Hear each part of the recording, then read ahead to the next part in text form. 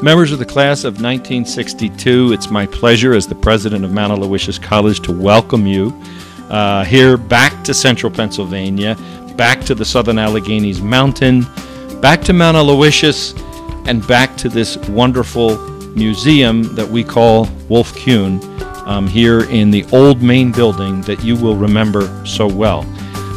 Some of you may remember Sister Marie Josephine. We had an exhibit of all of her paintings here just a few months ago, and she is still thriving and painting in her retirement up in Dallas, Pennsylvania. We're very happy to have you here at the college with us. You're an example to us of the good things that have come out of Mount Aloysius for at least 50 years, but we know truthfully for now 159 years. I have to tell you that 1962 was a heck of a year. That was the year that John Glenn circled the globe. That was the year that President Kennedy defied George Wallace on the behalf of two black students at the University of Alabama. That was the year we survived the Cuban Missile Crisis, foisted on us by a Russian leader by the name of Khrushchev. That was the year that Marilyn Monroe died. That was the year that Nelson Mandela first went to prison. 1962 was the year that the Beatles, Bob Dylan, and the Beach Boys all released their first record. That's pretty amazing. It was also the year the Rolling Stones played their first show. It was the year that Andy Warhol painted his Campbell's soup can. And it was the year that Johnny Carson took over The Tonight Show. Rachel Carson's book, Silent Spring, still an important book today about the environmental movement, was first published in 1962. Some really pretty amazing things. I don't know how many of you will remember, but a house in 1962 cost about $12,500. Love to have those days back again. A dozen eggs, anybody want to guess? You're close. It was about 32 cents for a dozen eggs. A gallon of gas, I don't think anybody will get this, 28 cents for a gallon of gas. Quite a year. The movies at the time, some of you are going to remember, Lawrence of Arabia was the big movie, but the Best Actor award went to Gregory Peck for one of my 5 all-time favorite movies and books, To Kill a Mockingbird. But it was also the year of The Music Man, and a number of other fabulous things that happened in entertainment. I just wanted to finish this reprise of 1962 for you by remembering some of the songs that first came out in 1962 that some of you, I think, are going to remember. Believe it or not, the number one song in 1962 was Booker T and the MGs. Does anybody remember Green Onions? I don't. I was alive then, but I don't. Bring It On Home to Me, Sam Cooke. Can't forget that one. The Miracles, You've Really Got a Hold on Me. That was number 3. Little Eva, a song that still gets played at high school dances, The Locomotion. The Four Seasons, anybody who ever slow danced at a high school or college dance remember Sherry by The Four Seasons. The Safaris, Wipeout, that's still a big hit. Sam Cooke, Twisting the Night Away.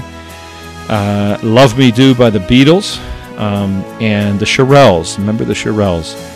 Soldier Boy, great song, I can still hear it. So it was a great year, 1962, and not least of which because all of you graduated in that year from Mount Aloysius.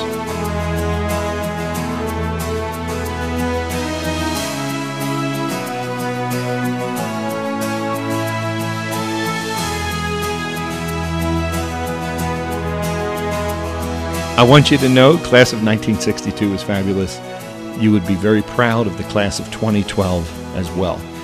One of our speakers at graduation, Amber Lenhard, is an Air Force veteran. She's the mother of 2, graduated at the top of her MBA class here, already employed by the college as an instructor in our Surge Tech program. Her husband just graduated, actually from the Surge Tech program here. And her mother will graduate in December with a bachelor's degree in business. A great story, and Amber offered and sang the prayer. We had a fabulous year with this class of 2012. We built a lot of the year around the theme of civil discourse. How can we engage in public and private life in a more civil way, not the kind of posturing and anger that we see so much of in public life. And we literally had 15 different events at the college, beginning with a symposium on the university's role in civil discourse, where we had a Federal Circuit Court of Appeals judge, we had a Pulitzer Prize winner, we had the chancellor of a major university, and we had an international fellow who's lived all over Africa speaking to that theme. We finished that year with a remarkable presentation by the director of the Annenberg Center at the University of Pennsylvania, who is the guru on civil discourse in public life. But it was a fabulous year all around. We had our largest graduating class with 2012. So 1962, 2012, two very good years in the history of Mount Aloysius.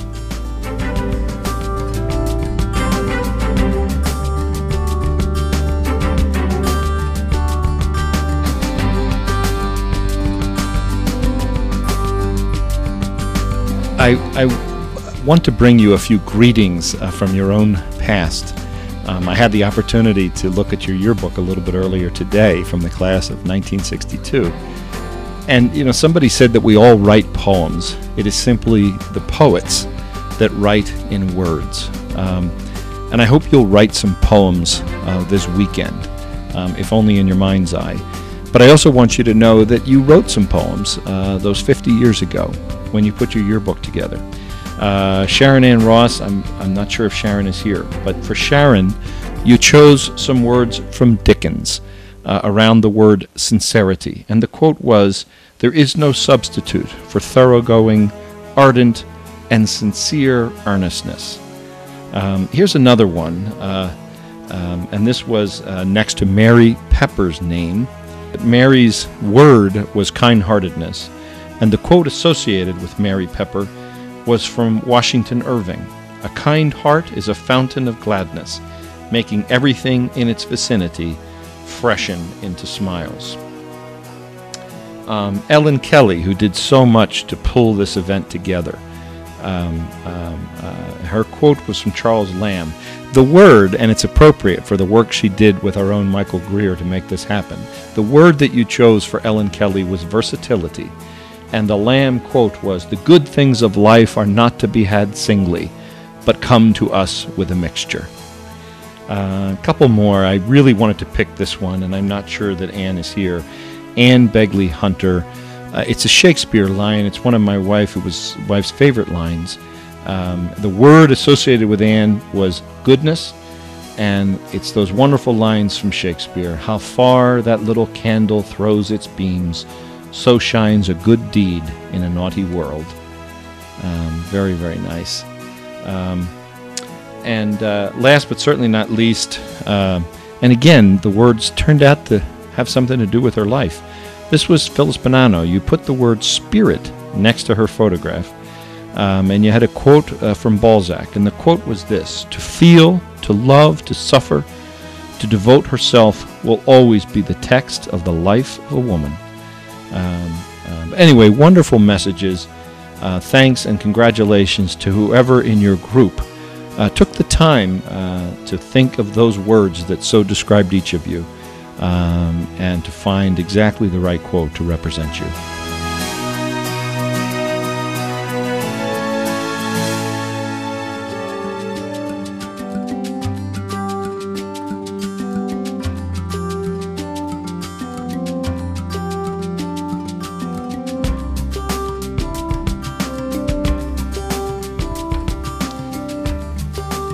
I just want to read you a couple of passages from the letter from Sister Mary DeSales, who was then the president of Mount Aloysius. And this is what she wrote to you, and it appears in the yearbook of the class of 1962.